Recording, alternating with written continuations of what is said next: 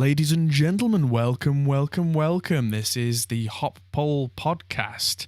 Hope you're all doing well. I'm your host, Adam Steele, and joining me, as always, is Mr. Liam Wright. How are you? Hello. I am bandanaed up again because my hair is going down to here almost. Awesome. That's what you want. To deal with it.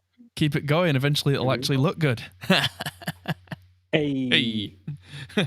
So, this is our weekly podcast for anyone who's not seen it before about music technology and music in general and computery stuff related to music tech and guitars and all that kind of musical stuff. So, coming up tonight, we've got quite a big issue with Let the Music Play with calls for UK government to save live music. Neumann have finally revealed what that thing was that we talked about a few weeks ago. And what else we got? There's a nice free piano. Everybody loves free stuff. New amp from Eddie Van Halen. Free. Korg are in trouble. And of course, there's always a little bit of Behringer Corner. So let's roll the intro.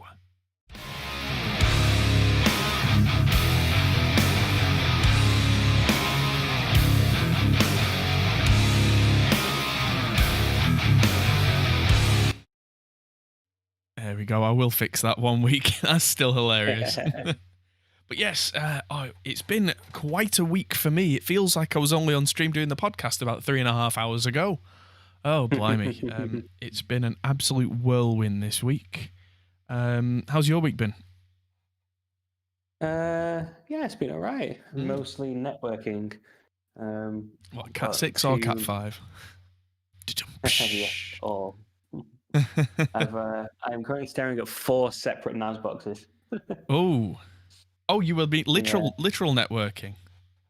Yeah. Ah, right. I was cracking the pun joke. It wasn't a joke, and it was exactly on the money. 4 NAS boxes. So, yeah, we've got the Drobo and 3 Synology boxes, and trying to sync 2 of them up for remote networking. All whilst trying to deal with the fact that we can't log it into our router. Oh, so that's fun. Oh, that's. I've not been able to log into it for almost a year, and Virgin haven't dealt with it, so it's a bit of a pain. But apparently today they asked me to turn the router off so they could do diagnostics on the router. Right. Yeah, okay, that's going to work when it's unplugged. But sure, I'll just nod. Humour them. And then, yeah, exactly. And then they said they'll call me back later today. Of course they will. Not heard back from them. So no. Yeah, of course. All I want to be able to do is get into it. If I can put it into modem mode, then I can set up a Cisco router to take over. But yeah, I can't even log in to do that. So it's a bit of a pain. Yeah. I mean, the passwords and stuff on routers like that, do you not just hold the reset button down on the back and it all just goes back to normal? Yeah, and then you still can't log in. Oh. Okay, well that's weird. Yeah. Oh. Right, okay. Yeah. Yeah, 192.168.0.1 does nothing. It just fails. Is it not 0.254 then? Or 0.1.1 nope. or Nope. 0.1.254? Nope, it's right. It is 0.1. Oh, it's just right. Not coming up, right? Yeah. Joy. Joy of joy. So I've got a switch on 0.11 and I've got another router in bridge mode on 0.10, and this is on 0.01, which is the default gateway, and it does nothing. Nada. Yeah. Gives up. Networks are great. Yeah. Yes. My week has mostly been taking deliveries of things because we're really, I've said on the podcast the last couple of weeks, really upping the game on the live streaming from the studio. So in my kitchen right now, I have 4 20-inch monitors and a mount to mount all 4 like the Matrix. So the live streaming is going to look like Hacker Central. The guy who delivered them genuinely put them like at my front door and said, "Are you a hacker?" He actually said that. And then that's brilliant. And then when I said no with a smile, he asked me if I worked in a rather unsavory industry. And the other thing that's just arrived, I got a Canon Camcorder, by the way, like a kind of mid-tier one. But that's less interesting. That's just one of the cameras for the live streaming multi-camera setup. There's some real bargains on eBay if you know what you're looking for and other people don't. But the main thing that arrived this this week just arrived was this beast, which is a Blackmagic ATEM 1 ME production switcher. This thing is an absolute beast. A lot of people are talking about the A10 Mini at the moment. This is like the A10 Maxi. But you were going to get the Mini, weren't you? I was going to get the Mini, and then I started looking on eBay and thinking, I wonder if the kind of the big boys are going for a similar price, because you can't get the A10 Mini anywhere at the moment. It turns out they're sold out. You're just not getting one. So I started looking for alternatives, and that came up, and I think originally they were about £1,500 or something crazy for one of them. And it said in the listing it was broken. And by broken, they meant it doesn't come with a power supply. I've just ordered a separate one off a site. Fine. And it doesn't output the program out of HDMI. But it does output the program over USB 3, which is what I want anyway. So great. And it was on for £78. Click, click, click. Yes, please. Okay, yeah. I was about to say, yeah, okay, fair enough. Yeah. Oh, it still has multi-view coming out on a separate HDMI, which does work, which is what I really care about. So yeah, multi-view is going on one of those 4 screens. The program out I can put out through OBS anyway, so I get to see what's going on, no problem. Because OBS can have its own multi-view if you really want that as well. Yeah. Yeah, you can. So I could have 2 multi-views on 2 screens out of my 4. Maybe I won't, but hey, choice is there if I want it. That's really, really crazy. And so, hey, the whole thing was there. And if you know what you're looking for on eBay, you can get some real bargains.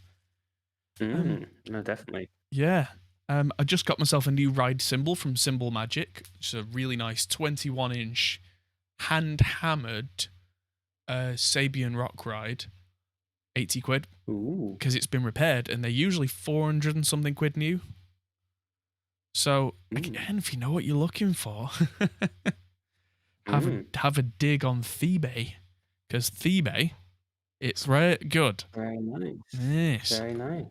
So yeah, most of my week has been looking after Ivy and editing new videos. There's a new video up on the Patreon page about upgrading my Stratocaster, Strat copy. So check that out if you're a patron, and have a look at Patreon if you are not currently. Yes, I've been doing a lot of talking with Scott from Chernobyl Studios. He's just gone full-time as a YouTuber, so congratulations, Scott. Cheers to you. Cheers. Indeed, that's awesome. Yes, that's very impressive. And yeah, by and large, so have I. It's no secret that before the lockdown, I was working a couple of days a week, managing a friend's bar just for a bit of stability, just because young child and all that kind of thing. And with everything going mad recently, I've had to go to him and say, look, I can't really do this anymore. So essentially, I'm now a full-time studio engineer and YouTube guy.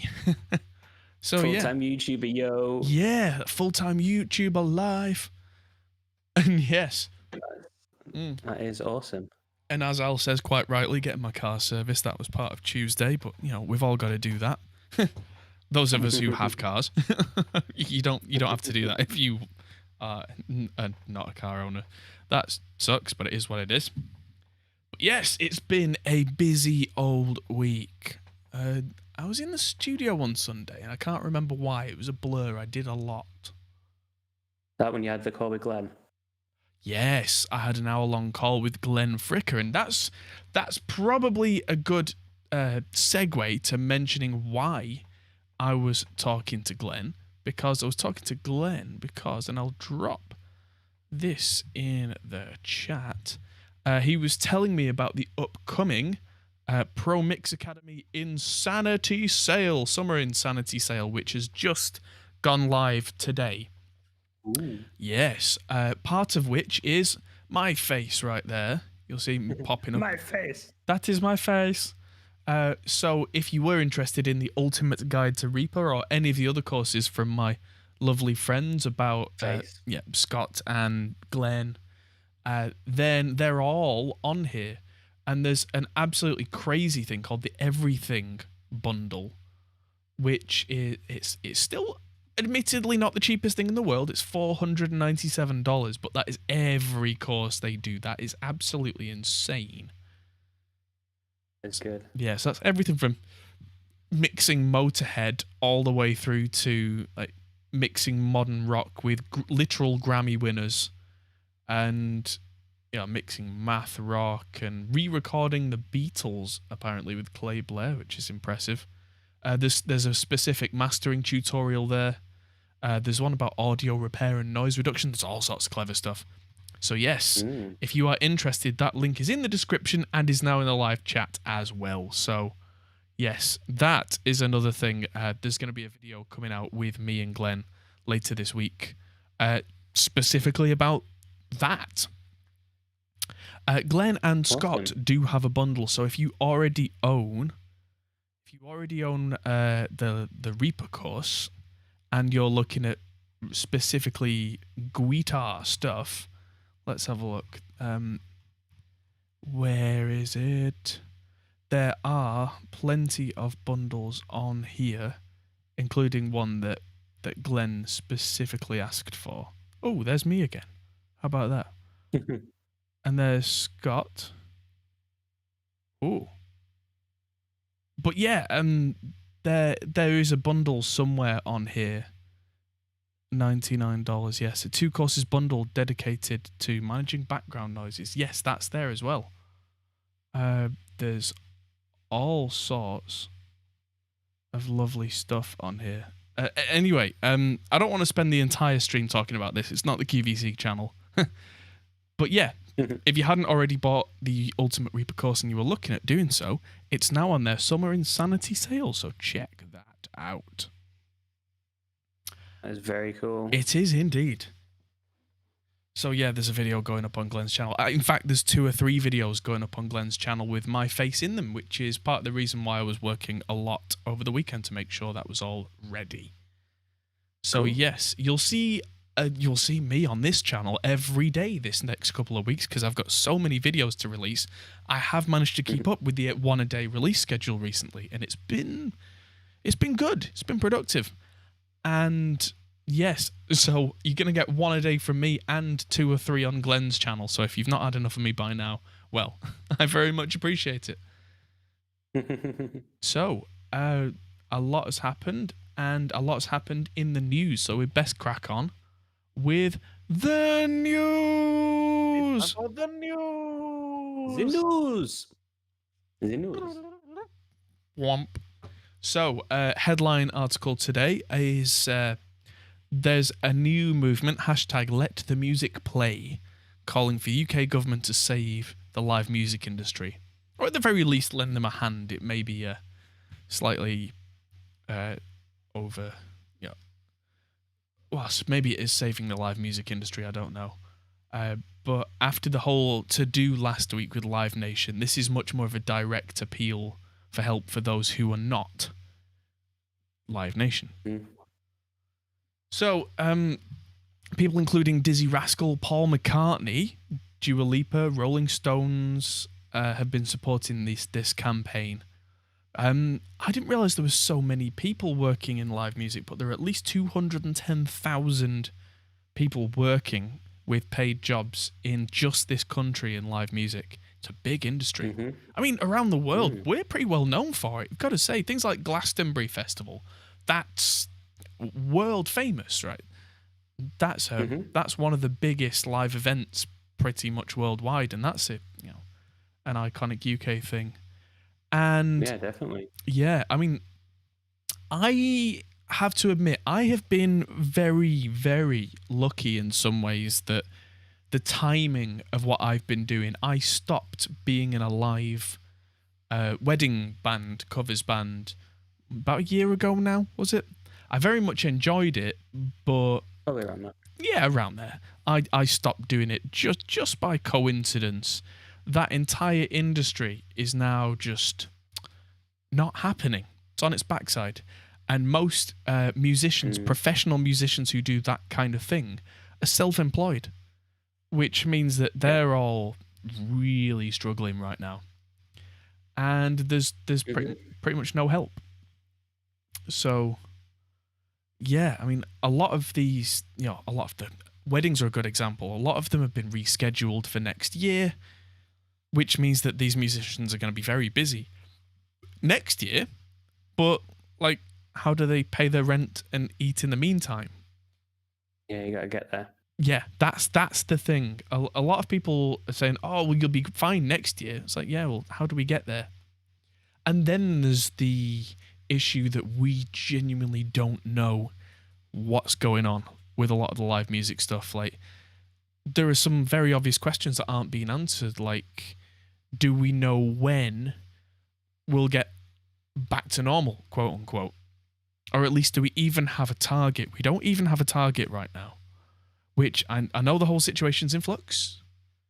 But I think that especially for an industry that revolves around people being in relatively close contact with each other,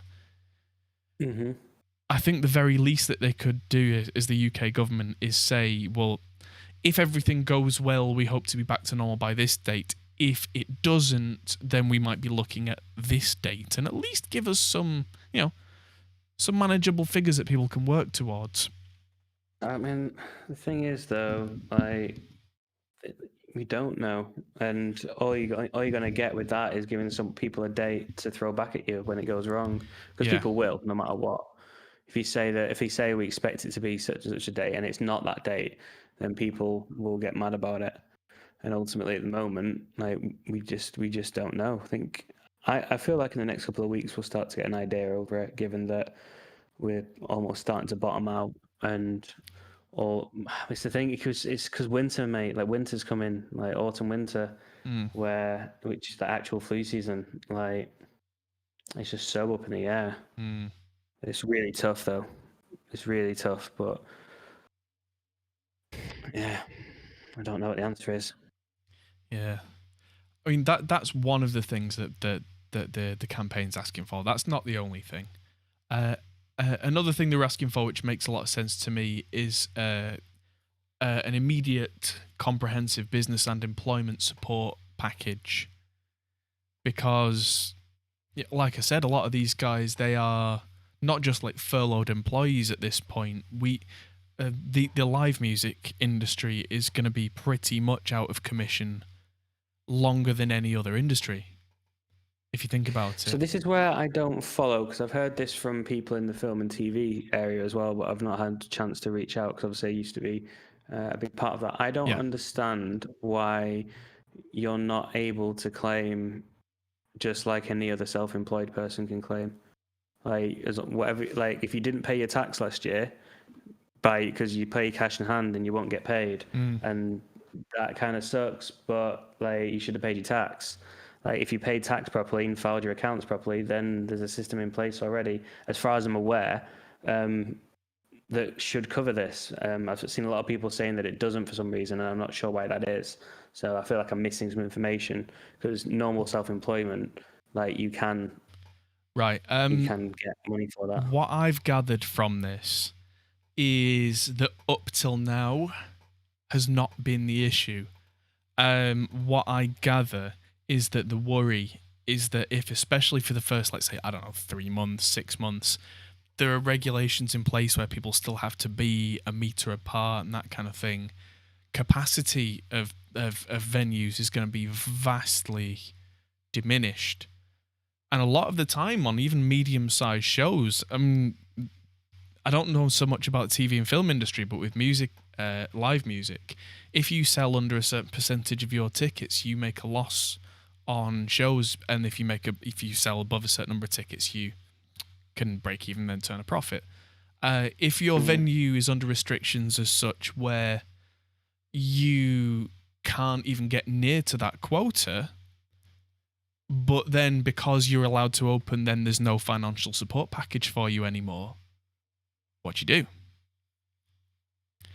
That's the problem, as far as I'm aware, is that is that there's no clear support package for these businesses where we know we absolutely guaranteed know they cannot turn a profit because they can't have enough people in these buildings. I don't know. Like, I don't know enough about it to have a real conversation. Like, in what I'm doing on a day to day, like, it's massively affected you. Like, there's loads of industries that have got to diversify and have got to find ways to make a change throughout the beginning of this and doing things online. And what you can do. And I've had to do that. I've had to find ways to create meetings, and like having meetings online aren't the same as having meetings in person, not being able to go into buildings with people and stuff. Like, I could easily say that we've lost business as a result of that. You can't go to networking events. There's loads of ways that it's affected every type of business. So I mean, I'd love to talk to someone that's actually going through it and get their take on it, because I don't want to come across as like being uncaring, but I'm just feeling like, and as much as we're a music podcast, that if every industry said they wanted special treatment, and some industries are getting special treatment, like the banks, we won't go into that. No, let's not. But I mean, that's basically the case, isn't it? Like, we can't give, like, they're not giving special treatment to every industry. Maybe they should. Like, I'm not saying that, but I'm just, I don't know, in the type of society that we have, like, it's adapt or die. We don't have a socialist government that would, I mean, this wouldn't happen in a socialist government. Not advocating for socialism right here, but like, it's one of the tenets of capitalism. Like, it makes it difficult to get through one of these sort of systems. Pandemics even. It's tough. I think there's things you can do, but obviously, like, there's nothing like going to a gig, is there? But I don't know. Maybe put ticket prices up, but then everyone's broke, so they can't pay for that. That's why number 3 on the list that they're asking for is full VAT exemption on ticket sales. Okay, that should be an easy one. Yeah, which then would relieve that. Should be 20% of the problem. Yeah, that would be an easy one. That makes sense.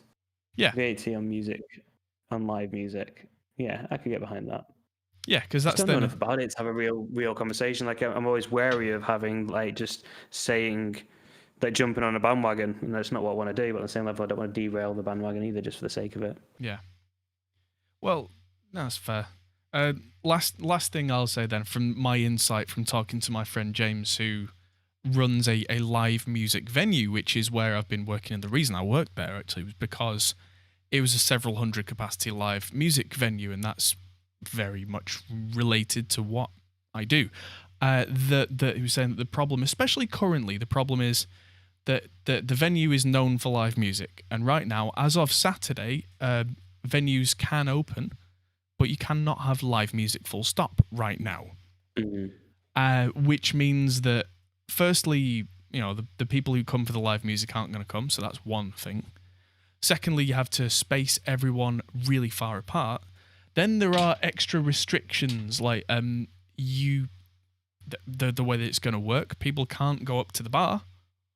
You have to order on an app. It's all cashless, which is going to knock out a certain percentage of your client base. Although going forward, I think that's becoming less and less of an issue as the younger crowd just that's that thing.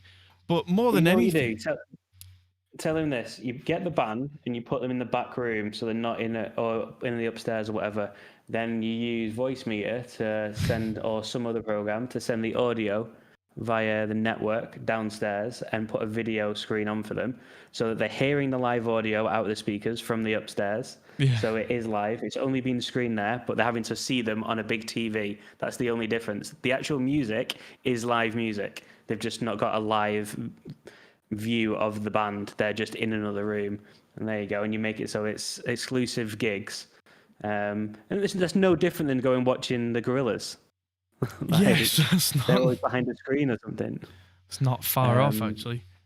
Apparently, we're not even allowed to have loud music, let alone live music, according to these regulations. That's the interesting thing. That is weird. It is weird, but they've set out loads of restrictions, and that's one of them. It's bizarre. That's a weird one. I don't get that. Henry in chat says about studying music in uni at September, it looks so bleak and really scary. I'd say one thing.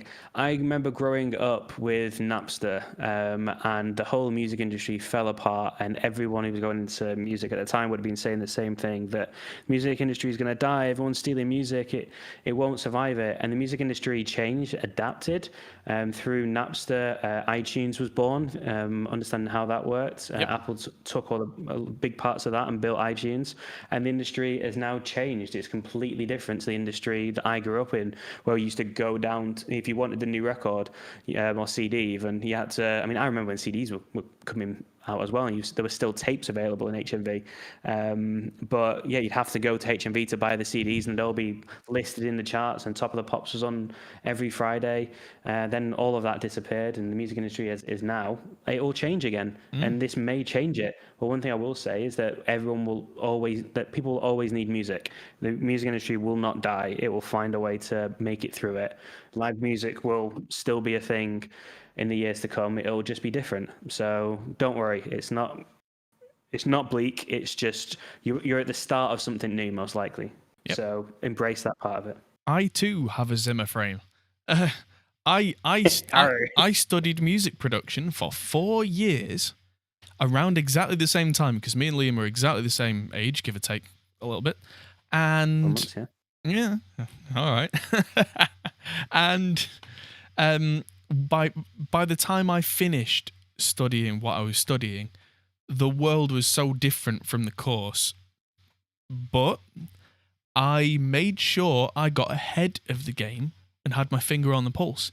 And I was doing things a year or two after I graduated that nobody had taught me how to do, to really build on that. And that's what you have to do to get ahead, not just in music, but in any walk of life these days, because everybody's going to university to study the thing they want to do, which means everybody has the same level of education. You want to get ahead? You read what's current, you read what's new and what's fresh, and stay with it. And that is the same, and always has been the same, since records began. The people who do well are the people who are absolutely obsessed with what they do and find the edge through hard work and listening to U2 records. It is interesting. I was reading some stuff about this the other day as well, though, which is, as a result of that, be careful, though, because if you end up doing something on your own, like say Adam did, starting his own studio and then coming working with me and starting his own studio again, then that's great. When you end up working for someone else, what you're tending to find in the modern world is employers will expect that passion from you, and therefore expect you to work above and beyond for their own gain rather than yours. So I'd say that just be wary, just because like the one thing that people aren't telling sort of kids and people going into the industry is, yes, passion's important, but ultimately if it's a job, it is a job. You shouldn't have to be obsessed with your job outside of work. If you want to be, that's great, but if it's expected of you, then that's not right. Like, maybe go out and figure out, if you want to put that much passion into it, see if you can do it on your own and make it yours, because that's what we did. And we put all that passion into making something our own, and we've built something kind of cool, I think, at least. So yeah, when it's expected of you, I mean, if they like appreciate it and they reward you and whatnot and give you shares and like allow you part of the business or give you a pay rise or even just pay you overtime, that's great. But like in the music industry, in the gaming industry, in the film industry, in all of those sectors, there's way too much where people just expect you to do more. Like, one of the things me and Adam never did is we never expected it of other people. Like, if they wanted to do more, then we would reward them for it, and we would like help them through it, because that's great. Passion's amazing, but just be wary of working for someone that expects that level. That's my take on it, having been on both sides of the equation. Mm-hmm. Yes. So, from inspirational words from our very own... I didn't tear up. I'm not crying. You're crying. Oh, I can't play that. No, that'll be copyright. So from that to another big news topic this week, India bans TikTok and QQ Music and over 50 other Chinese apps. I read some stuff about TikTok this week. I deleted it. I got ahead of the game and just never had it. Yeah. So, yeah, apparently there are security concerns for India's 1.3 billion citizens. Yeah, well, apparently there was a thing on Reddit from a guy that was claiming, take this story with what the title is. I read a thing on Reddit, so, but the guy was claiming to have backwards engineered like the app. He was suggesting that he was in the space and was building his own app, and had kind of looked at some of the code of sort of Facebook's iOS and Android apps and TikTok and stuff. And in his analysis, the information that TikTok stores on you and then also tries to hide from you that it's storing from you, storing of you, far outweighs any of the information that Facebook stores. Like, there's no comparison, and we think Facebook's bad. So, down to like geo pinging your phone every 30 seconds, whether you're using it or not. Wow. Like, yeah. And the fun thing is, I can see into the future. I reckon that a year or two from now, Facebook will buy TikTok. And all that data will become theirs. Because that's how firm acquisition works, is when you acquire a firm, you don't start from scratch. You acquire all of their data and all of their assets. Oh, that's the whole reason why they bought Instagram, yeah. Yep. Because everything that Instagram had up to that point. Facebook's still around next year, though. I mean, they lost $60 billion off their stock price this week. Yeah, a mere trifle. Well, no, it's like 20-30%. I'm sure they'll bounce back. Their stock price was $260 and they went down to $208. Like, it's a big drop. There's 500, like Coca-Cola, Starbucks, PepsiCo, all boycotting right now. Like, it's a big deal. Over 500 like AAA advertising companies have all boycotted them right now. Like, interesting. It could everyone's like, oh, it won't, like MySpace. That came and went. Yeah, it's possible. But then MySpace didn't stay for nearly as long as Facebook has. And by the same token, like they've just bought Mixer and they're turning it into Facebook gaming, so that they might be branching into a new avenue, new profit stream. And they're already doing Facebook gaming. I mean, buying Mixer is probably one of the worst business decisions I could ever imagine. And again, it's data. They're just buying the data. Yeah. That is what they're buying the data from all the Mixer profiles. That's all they want from that. Tasty data. Because most likely what they're getting from it is a whole ton of Xbox data. Because Mixer was obviously installed on every Xbox by default. So it was. There's probably a lot of data there they'll be gathering. Well, that's a good point. Or access to data going forward, maybe. Yes, that's a good point. Yeah, Facebook probably knows what games you're playing on your Xbox now. Actually, thinking about it. Yeah, although all they really had to do in the past was just watch your Discord account.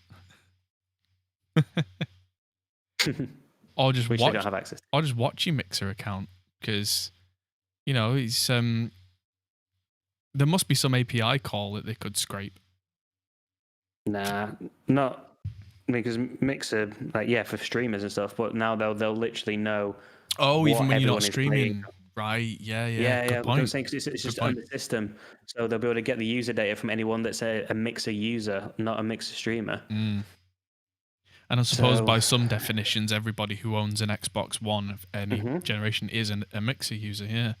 Ooh. Potentially, yeah. So that's interesting.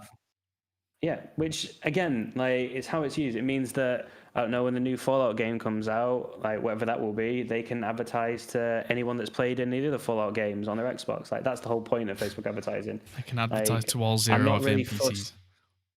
Yeah, I'm not really fussed about the advertising bit. It's the other stuff which they're boycotting for, which I'm in agreement with. Yeah. Like stopping the hate speech and stuff. Stop weaponizing everyone's uncles and great grandmas. Yeah. Oh dear. So let's move on to a lighter topic, shall we? Indeed, but yeah, it's interesting. But yeah, I would recommend people look up TikTok because, like, yeah, I mean, I say look up TikTok, look up to do its users data that it scrapes, because yeah, me and my wife uninstalled on the weekend. Not that we use it very much. We had it for work-related things. No, but it is an endemic thing. Saturation. I pulled up at home after having gone shopping, and there was what must have been a dad and a daughter, and the daughter looked around 12-ish, had a TikTok hoodie on, Like, who just advertises a brand like that? But that's how deep it's the culture. Exactly, that's how deep it's gone. Being TikTok famous. Like, TikTok famous is like the in thing for kind of tweens and stuff right now, and I get it. I mean, I've got nothing against the app as a platform. Yeah. It's the things beneath. It's kind of creepy. It is a bit creepy because there's far too many like underage children doing things that don't look like they should be on the internet. Like, I think they should have. I don't know what they should have, but I don't know. I just don't like the idea of creepy old guys looking at some of those posts because it's a bit weird. It is a bit weird. What is actually happening in terms of the way they can interact and like doing fun dances and the duets ideas and stuff. Like, I mean, it's thanks to TikTok that Donald Trump only had 6,000 people at his thing in Kansas City. So, like K-pop and TikTok are doing some good stuff around the world. Yeah, maybe. So, tape saturation, hard cut, hard left. This looks really interesting to me from gearnews.com, the MIA 413 tape saturator. So this is, there are many tape saturation style plugins out there, but this one looks kind of cool. It's just come out. Apparently it's on sale for €49, down from €99. That sounds pretty good. Yeah. And it seems like it's got a lot of the types of controls you would want. You can completely turn off the hiss, which always annoys me about virtual tape machines. It's like, that's the one thing we were trying to get away from with digital.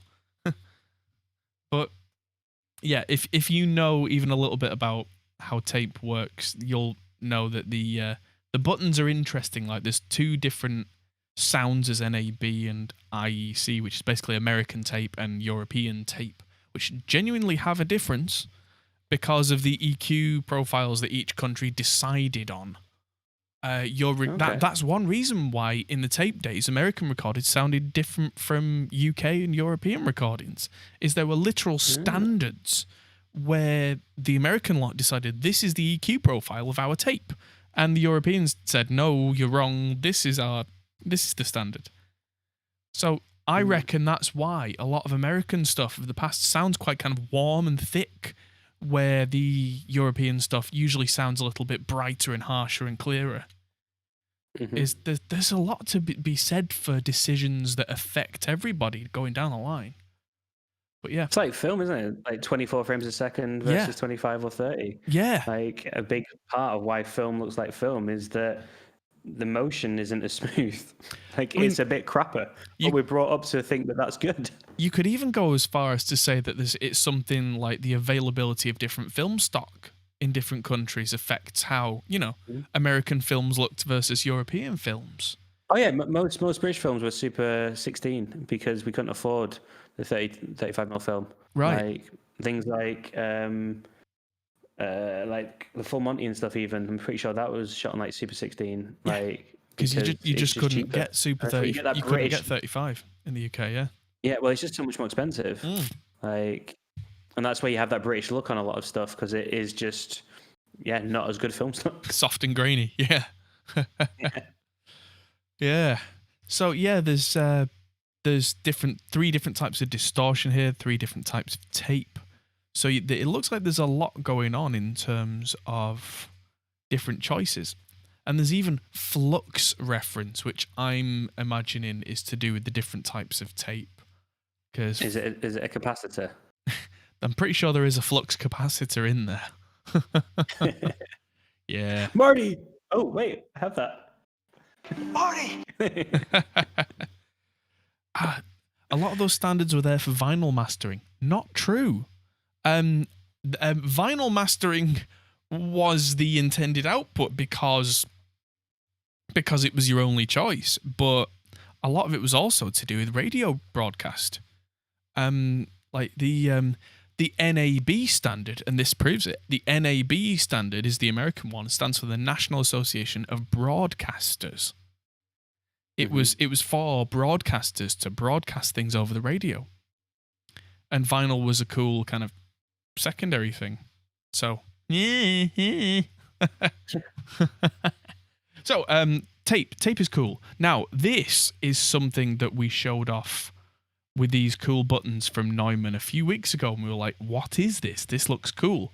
Although it looked a bit like the power switches on the front of a nice modified PC case. It's a new preamp from Neumann, the V402. Oh. It's got Have they done preamps before? No, that's it. Good shout. It's got a line down the middle, but that's just a visual split. It's actually a 2-unit rack for stereo, and they have not done separate preamps before. Any history book. Some have come with the mic, right? No, they're like separate power supplies. Oh, right. The power supply for the valve mics.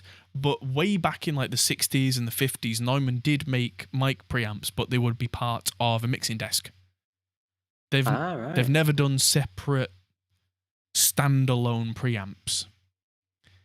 So this is quite a big deal because Neumann are now, building on the brand of super high-end audio.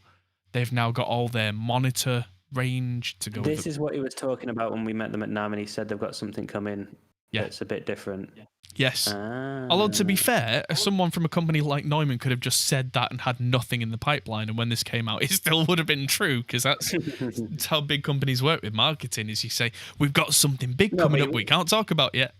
I mean, obviously he did. He did infer that it was something that was different, just headphones and microphones and speakers and whatnot. Yeah, of course. I'm being a bit silly. It was absolutely on the money. I mean, you're right. I mean, you're definitely right. But the same from that conversation, it did feel like he was talking about something specific. Yeah. Oh, absolutely. But yeah, I mean, it's I'm guessing it's going to be super clean. And at €2,749, that's a lot of money for 2 channels. That's a lot of money. That's like top-end Neve money. That's not messing around kind of pricing. That is not accessible to anybody unless either you're a Grammy winner or you're just insane and have money to throw at stuff. But if you fall into either of those categories, boy, have we got a preamp for you. I mean, it'll be interesting to see this up against a Neve preamp. Yes, it certainly would. We'll have to have a word with Glenn Fricker and see if he can do a shootout, because he's now got a bank of 8 Neve preamps in his studio, courtesy of his favourite new company. Yes, so yeah, that would be very, very interesting to see a complete shootout. Talking of vintage preamps, just before we move on, I've just put an order in with Audient. You may remember, viewers, that I did a review of the Audient ASP800 and of the 880 a little while back. And I kept the ASP800, and in hindsight, I really should have kept the 880 as well. But, available funds at the time, all that kind of thing. I have now got the 880 coming back to me because I'm getting all my vintage BBC preamps wired through it, and I'm very excited. Ooh. That's going to be massively cool. So yeah, that's going to be one of the centerpieces of the studio now. Very, very excited, because then all the channels, 8 channels will come into the 880, super clean with the super clean Audient preamps, then get fed out to the BBC stuff, and then kind of fold back in for the converters. So yes. Yeah, very excited. Sounds cool. Yeah, very cool indeed, because it also means that I'll have the BBC preamps on the flick of a button per channel. So if one's too vintage and I actually want super modern, I just click a button and it takes it out of the chain. Yeah, that's good. So I'll be able to go, this is how it sounds without, click, here's how it sounds with, click. So yeah, that's going to be really, really good. So yeah, nice. Moving on. You remember when we recorded some of the first albums that we did at the studio and we barely had any gear? We used the Amplitube Metal collection for a lot of those amps. We did. And I recognise that UI. So we're talking about a decade ago. But if you're interested and you don't really have many VST guitar amps, IK Multimedia are giving them away for free. Sweet. So yeah, if you're interested and don't already have them, 14 pedals, 5 classic and modern amps, 13 cabs with 6 microphones and some rack effects as well, all for free. Go and grab it. Even if you already have some nice amps, maybe just grab it just to play with. Because there's some fun stuff in there. I mean, they weren't terrible. I mean, you remixed, say, the APY stuff recently and showed the difference, but yeah, like, it's not horrific. No, they weren't horrific. They were just different. And what I would probably have it for, honestly, is the pedals and the rack effects. If it's free, get like the chorus pedals and delay pedals and that kind of stuff. Turn the amp off and run a different, newer amp in between. That could work. Yeah. Oh, Major Prometheus worked at the head office. What, IK Multimedia's head office or Neumann's head office? The latency on this always kills me. But yes, moving on. The new Nux modeling guitar processor. This is a fascinating little thing. Multi effects get smaller and they get smaller and smaller every year. Wow. Just cleaning it's really pretty diddy. Yeah. So yeah, it's tiny, and I'm sure it's got all these tasty pedals in, like a Rat and a DS1 and all that kind of good stuff. And yeah, I watched a video on a DS1 today. Fluff was doing a recreation of the Nirvana Nevermind tone, and it was basically a clean amp with a DS1. And it just did that kind of big bees in a box thing. Yeah. Oh, Major Prometheus is talking about meat slicers. Right, okay. Probably not that different from expensive preamps. You turn it on, you hear inside as the big metal disc spins. Okay, so yes, Korg, Roland, and GAK. GAK are the retailer based in Brighton, in England. Fined $5.75 million for breaking retail competition law. Wow. Dear. Oopsala. Yeah. So they must have had some sort of special deal where they've been fixing prices online, requiring products to be sold at or above a minimum price. Yeah. In the US, it's not illegal, but over in Europe, and especially in the UK... We talked about something like this a while ago. Who was it? It was a guitar manufacturer got done for it. Was it Fender? Might have been. It was a while ago. Because I remember you said exactly the same thing about how competition law in America not being the same. Yeah. I can't remember who it was we were talking about. But yeah, it's a big thing there. That I'm sure that Korg and Roland can absorb that and just take it as a rap on the knuckles and not do it again. But GAK are they're not that big. GAK, comparatively speaking, whatever their portion is of the fine that they'll have to pay on this, that's going to hurt them quite badly. Is it 5.75 million combined across all three? Let's have a look. But Roland and Korg have been fined a total of 5.5 million, and GAK have been fined $250,000. Right. Which is still quite a sting, because I've been to GAK and they've got 2 or 3 little buildings on the Brighton seafront, and they're not very big, and you have to kind of squeeze through from one room to the next. I mean, as far as guitar shops go, they're doing okay. I've bought a bit of stuff. Is that it? When Marty's put in chat, I think that was what it wasn't it you said. Is it preset prices of Fender guitars not allowed in the EU? That's right. Wasn't it? That they couldn't sell them because of that. Exactly this. Yeah, that's it. Because like, let's say that Fender can make a guitar. I don't know which guitar, but a guitar, an ideal guitar for £400. A retailer would usually sell that for somewhere around, again, complete guess, £800, because there's 20% VAT, and then they need to make a profit, blah, blah, blah, blah, blah. Fender are not allowed to say then, you must sell this guitar at £850 if you do not sell it for any less than that. If you sell it for any less than that, you'll lose our business or anything like that. You can't do that.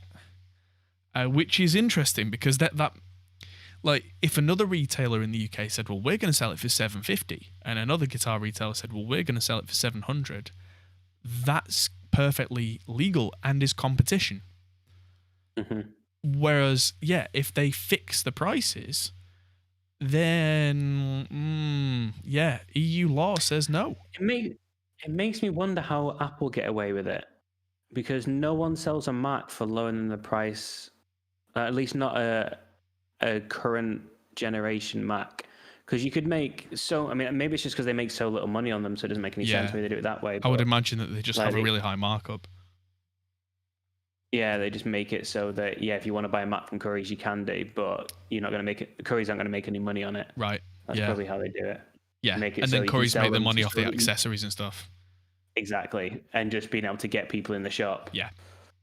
That must be the because if you notice, you can't shop around for a Mac even outside of Apple stores. Like it's the same price everywhere. Yeah, if you want anything customizing, you can't do it. You just have to go straight to Apple for that. If you want something off the shelf, then it's a set. Well, but then they must do it in that way where it's not a set price. It's just that they sell it. Apple sell it to the retailer at such a high price that in any other case, if it wasn't Apple, the retailer would go, "You're joking, I'm not paying that much money."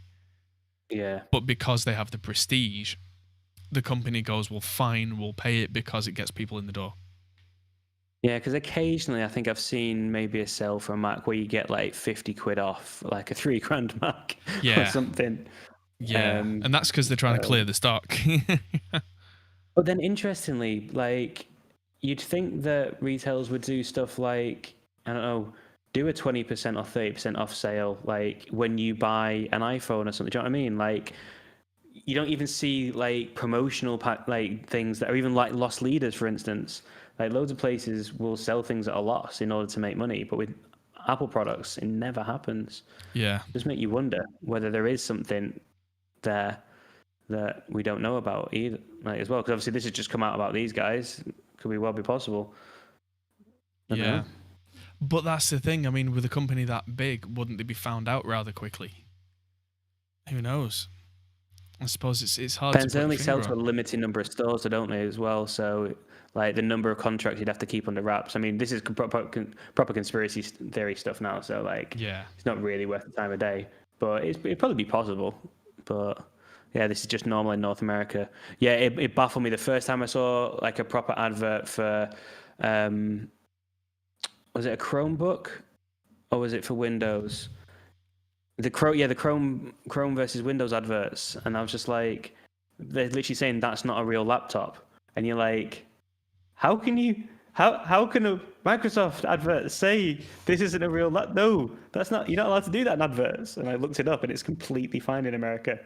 Yeah, like we're hardly even allowed to mention. Like the best that we have is like the Aldi adverts where they go, here's one product, they go, I like this product, and then he shows another product that's a bit cheaper and goes, I like this one too. I like this one, yeah. That's the British version of competition in adverts. Yeah, our advertising standards agencies are so strict. Yeah. There's a massive list of things you can't say. Like, you cannot say on UK advertisements that you are the best at anything. Even if you have sources to back that up and to cite sources, you cannot say it. Yeah, it's fascinating. Yeah, imagine that in the American marketing system. Everything's the best. Yeah. Anywho, moving on. I would like to ask the chat something.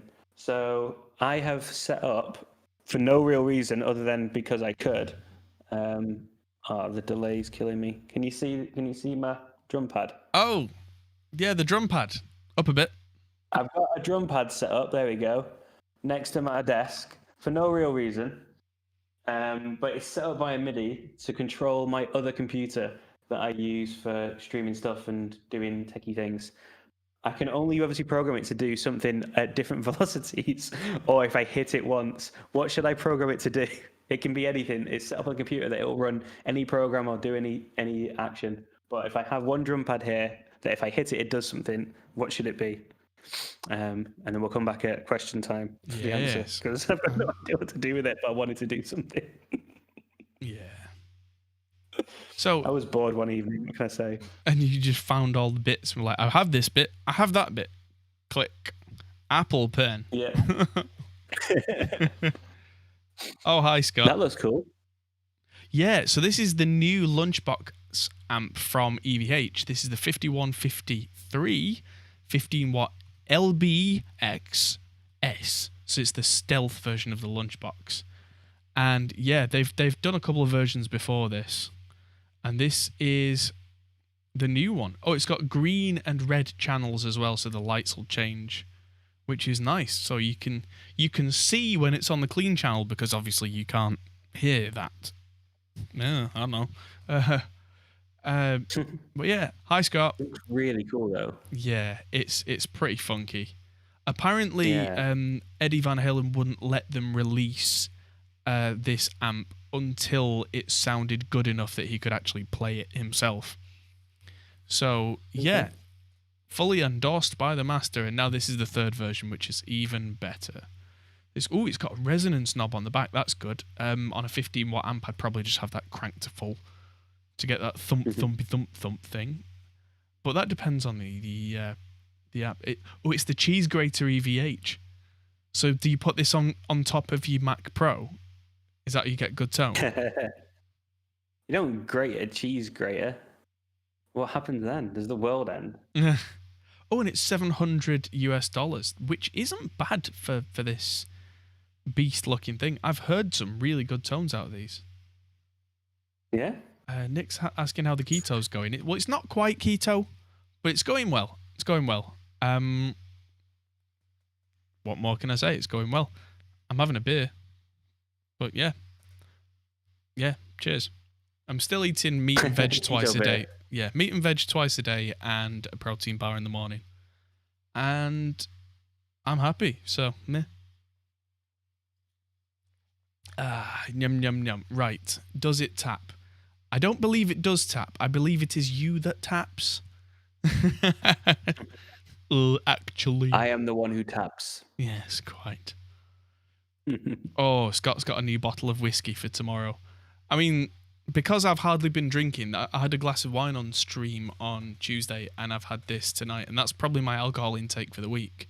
If I have one of these tomorrow night, maybe two, I'll be at the same place as Scott after his whole bottle of whiskey. So, yes. Moving on.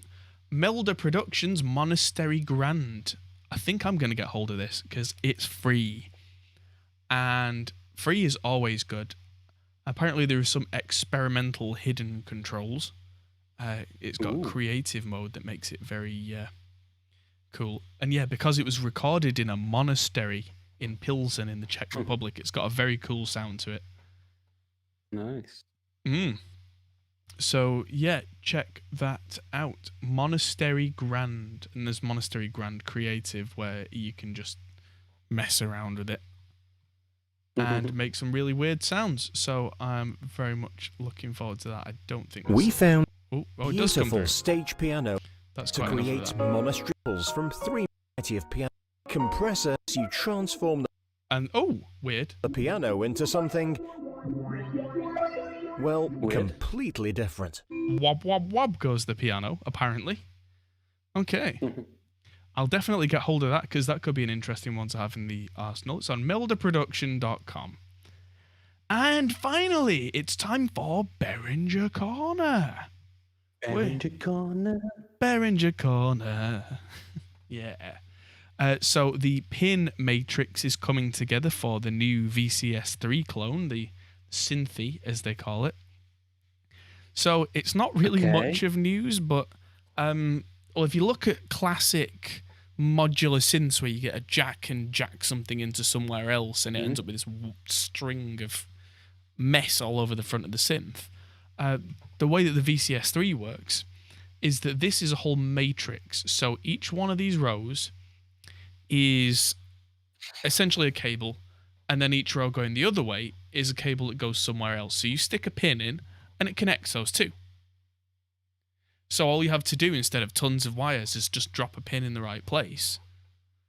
And you don't need a ton of cables and stuff, which means that the VCS3 was a modular synth, but way smaller. Pink Floyd used these a lot. Dark Side of the Moon, a lot of the big sounds are from VCS3s. So I'm very interested in trying one of these out. But yes, gold-plated pins with built-in resistors. Sounds simple, but apparently it's quite difficult. But yeah, that's a thing, and that's going to happen. So yeah. And then last bit of news, we have a Summer Insanity sale, but did that earlier. But it's worth a second mention to anyone who wasn't tuned in before that everything that we make through ProMix Academy, including Scott in chat with his whiskey, is all massive, massive, massive savings and is all on here with many, many percents off. So if you like what we do and you like Reaper, go and buy it. If you want stuff with guitars and stuff, go and buy that too. So that's the end. And if you don't, then the Steam Summer Sale is also on right now. Go buy some games. I think I might check that out. Don't. You'll come out with 30 new games that you won't play. Just like I've had to resist so hard. Yes. I've just hardly looked at it. I'll have a quick look if there's anything that I've wanted, because I don't play games that often, which means that a lot of the games that I've been intending to play for months or perhaps years, it might actually be on there, whereas Liam, when he wants a game, he just gets it. No, but I don't know. That's the thing. This is why it's difficult, because I've got Xbox Game Pass, PS Now, and Humble Bundle. So I don't buy games as a result. Right. Because they'll be on one of those eventually. So it's way more cost effective, because all of that comes to like about 30 quid a month. And I get like a grand's worth of games every month, like pretty much, or access to. So I find it really hard to buy games as a result of that. So that's the problem. There's a few games on there that I haven't played that I do want, that I can't bring myself to buy because I already spend £30 a month on games. So, you'll be happy. Me. First world problems. You'll be happy to know I'm looking at a quick list of the Steam Summer Sale, and I'm looking at it going, meh. So, and some of them I already own, like Arcade Spirits I've already got. That's cool. But I really like Disco Elysium. It's like a isometric RPG that looks really good. I think you'd like that. Oh, don't say isometric RPG. Yeah, have a look at Disco Elysium. It was like Game of the Year last year for a lot of people. Really good. Yeah, it's 25% off. I've heard some things, but I might check it out later. And like Sekiro, I haven't played Sekiro, and I just don't think I'm ready for a new Souls game right now, though. So essentially, it's when Japanese Souls. When Demon's Souls comes out on PS5, that's going to be soul destroying for so many people. It's just, I remember playing Dark Souls 3 for the first time. It wasn't that long ago, only a few years ago, and I died. I've talked about this before. I died so many times, and I was just like, why am I doing this? This isn't fair. But couldn't stop playing it. Like, I hated it. I hated every minute of it. I think that's the genius of Dark Souls.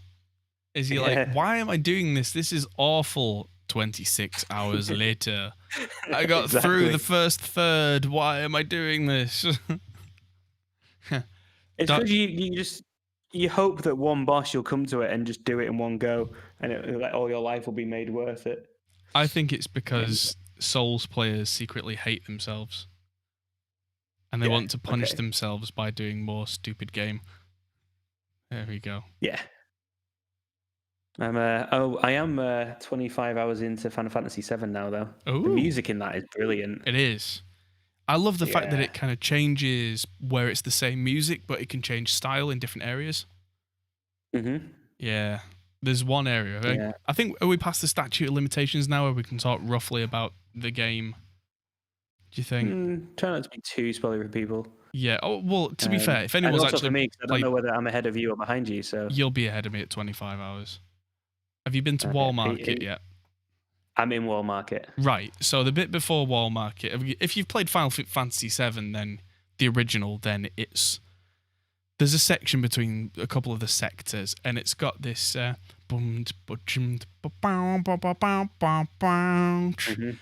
music's really cool, but it's really laid back, and suddenly becomes all kind of fast and dubsteppy, and it's and I'm just like, yes, it was brilliant. There's a new Animal Crossing update. I'll have to tell Ash. Oh, I didn't send you a code either. I'll do that. That's a good way to lose all of your time. Animal Crossing, wow. No. I played the GameCube Animal Crossing for a while when it was kind of new and lost a couple of months. Kind of blinked and winter came. I was just like, nope, not doing this again. Nope. Nope. So, yeah. Oh, that's why I wouldn't have done it, Nick. It's because we haven't set up the family thing on the Switch yet. So I've got the Switch online or whatever it is, but Ash doesn't yet. So she won't have a friend thing at the moment, but we'll sort it. Yeah. But yeah, I mean, that's got kind of nice chill music as well. Yeah. Oh, Doom Eternal. I've been meaning to play Doom Eternal, but then I've not actually finished MechWarrior 5 yet, which has been out for ages. I haven't finished. What was the first remake of Doom called? Doom. Was it just Doom? It was just called Doom. Yeah, I don't know what it is about it. I just can't. I don't know. I'm probably about halfway through it, and I just keep getting bored of it. I don't know what it is. I don't know. I think the thing I keep finding that the navigation isn't that great. I don't know. I keep getting lost. It's probably just me. There's a thing to it. I think I gave myself to Doom 2016 when I realized that it's not really a shooter, it's a rhythm game. When you go, all right, sod it, it's a rhythm game, let's have some fun, it suddenly becomes fun again. Because you're right, it's kind of a first person rhythm game. It's a lot of fun. Yeah. I mean, I love the original Dooms, but when they came out, but didn't grab me. I don't know why. Still love the original Dooms myself, and it's more than nostalgia for me. They are genuinely good games. But yeah, the music is also fantastic. Yeah. Yes. Anyway, do we have any music tech related questions to go in the chat? Now is a good time before we sign off, because we can't really be here for many, many, many hours today. Liam's got stuff to do, and I honestly have stuff to do too. Tomorrow is going to be about a 13-hour day for me, so that's going to be fun. I need to know what to do with my drum as well. I saw a few things in chat. At the moment, the top answer is get it to open a website of ill repute. I don't think I need that. Can you get it to play different notes based on velocity and then make it really, really insensitive so it's like a test of strength? So like the harder you hit it goes do do do do do do do. So you've really got to like pow to get the top note. Yeah, I mean probably. I mean I may just make it turn my computer on. Just make it be Wake On Man. It'd be really lame. Okay. Oh, a couple of techie questions. So Al's asking, was it a fuse blown in my amp? Oh, because I was talking about the 5150, the PV5150 that I've got where it went pink and stopped working. I have not had time to look yet, but tomorrow I fully intend to open that up and see if a fuse went. Because now I have a nice multimeter, so I can just test it. And if it goes beep, it's good. If it doesn't go beep, I get a new fuse and see if that works. The other one, the 6505, it's not a fuse. Two of the power valves were glowing red. That's a bad sign. That's a very bad sign. That's take it to a tech time. So I am taking that to Roland Lumby, the amp genius, the amp wizard from the amp clinic, and he's not taking anyone on until September. So that's going to be a long wait. Because he's 71 and doesn't want to be involved in the whole human malware situation. And what would I compare Kazrog's True Iron to? I don't think it has any peers. It doesn't really have any comparisons at the moment. What True Iron is it's the sound of a big iron transformer which a lot of electronics have transformers in them. You'll see them. It looks like a kind of a square chunk of metal with a big kind of wrapped thing in the middle of it. You'll see them, and they... Let's just see if I can... transformer, not the type that are like... not the type that are in the films with Michael Bay. Iron core transformers. Just show you one, because come on, I just want a normal picture. That'll do. They look kind of like that, transformers. All and right. in an amp, generally you'll only see like the top half, because the bottom half just sits further down. But what they do is very important. What they do in a guitar amp, you'll find that there's two of them, and usually one of them's for power, so that the AC mains comes in. And out of the other end of the transformer, depending on the amp, it might not want 240 volts, which is what we get here. It might want 500 volts on this bit. It might want 12 volts on this bit. It might want whatever. And the transformer is a very clever thing that does that. And then there's the output transformer, because the way that valves work, a valve can give you like 500 volts, but with no real current that can actually drive a speaker to speak of. So a transformer changes that into something that can actually push a speaker. And one of the things about transformers is, because they're not a perfect system, they kind of add their own sound. For better or for worse, some perfectly designed transformers don't really add a sound, and other ones do. And the ones that do, it turns out that, generally speaking, in music production, we like that. It's nice. It's got a kind of a ringy, zingy kind of fatness to it that can just add a certain character. Now, if you get a preamp, usually like even virtual preamps have got, quite often they've got transformers in them, but they've got loads of other stuff as well.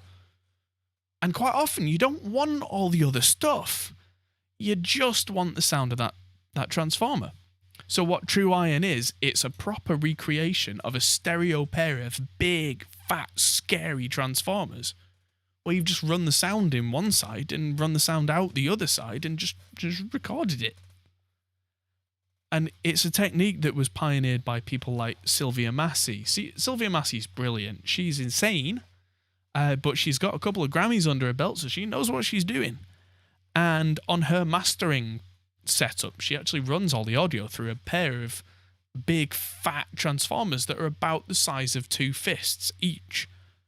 And it just sounds great. So True Iron is a recreation of pretty much that. And I love it, because it's the only plugin I've found that does that and only that, and doesn't try and do, oh, we modeled this preamp and we modeled that and we modeled that. No, just want that bit, please.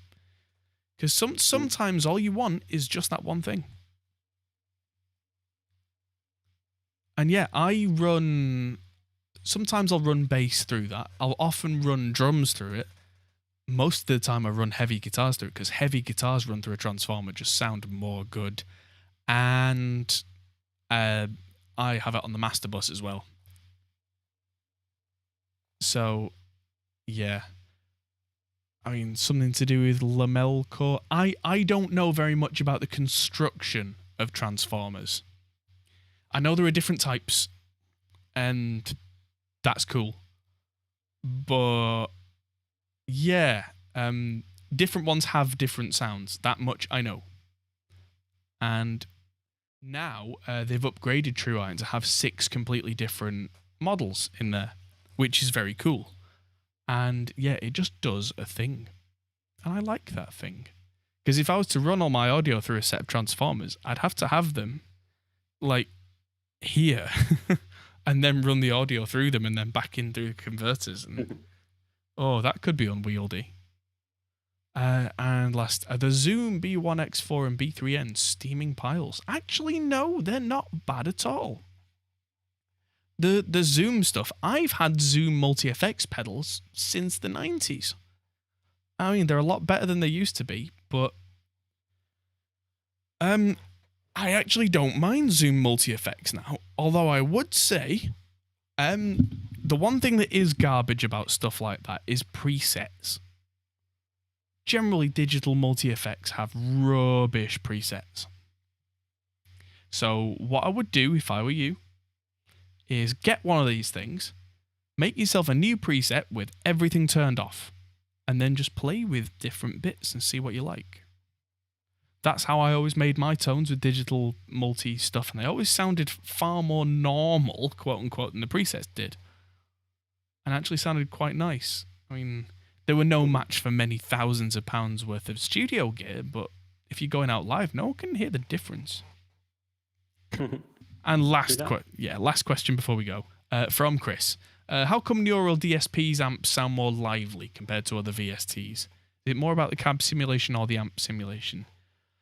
Hard to say, but I think it's more to do with their amp simulation. I mean, their cabinets and the Neural stuff are great.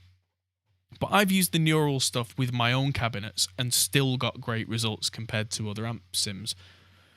I saw an hour-long interview with one of the main guys from Neural a few weeks ago, and one of the things they said was it took them years of software development to get their amps to sound right. And they hit upon a formula and then refined it. And so they've got a thing that they do that nobody else is doing that makes their amps sound the way they do. And now, because they've got that formula, when they work on a new amp, they've got that formula and they just specify it for that amp, which is clever. So, yes. Good stuff. Yes, I may well be doing more stuff with Neural in the future. So, yes. In fact, there are many, many things coming up in the future, but that's all a little bit vague. So, you know, I can't say much about anything at the moment because there are so many projects that I'm in contact with people where it's not quite there. As happens. I'm just so in demand. I can't tell you all about it. It's just so fabulous. I wish I could tell you. Sound like a proper influencer now, mate. I know. I want to tell everybody everything because I'm well excited, but I get told off. I get phone calls from people saying you shouldn't have said that on stream or on video or whatever, and I'm like, I'm sorry. So yeah, I know. You'll navigate the world, Mr. Pro YouTuber. Yeah. So yeah, that one more time is a link to the Pro Mix Academy Summer Insanity Sale. Check it all out. And it's not just me that's on there. There are Grammy winners on there. And there's Warren Hewitt as well. And David Nozzi and Glenn Fricker and some dude with a beard and a bald head. I think he might be called Scott. And many, many other people. So check that out. And indeed, that's a good place to say good night. And we will see you next week. I will see you tomorrow night where I'll be on with Scott and we'll be talking trash about budget PCs. And then I'll be live streaming next week. I'll be in the chat shit talking to you. Yes. So, yeah. See y'all very soon. Goodbye. Bye-bye, everybody.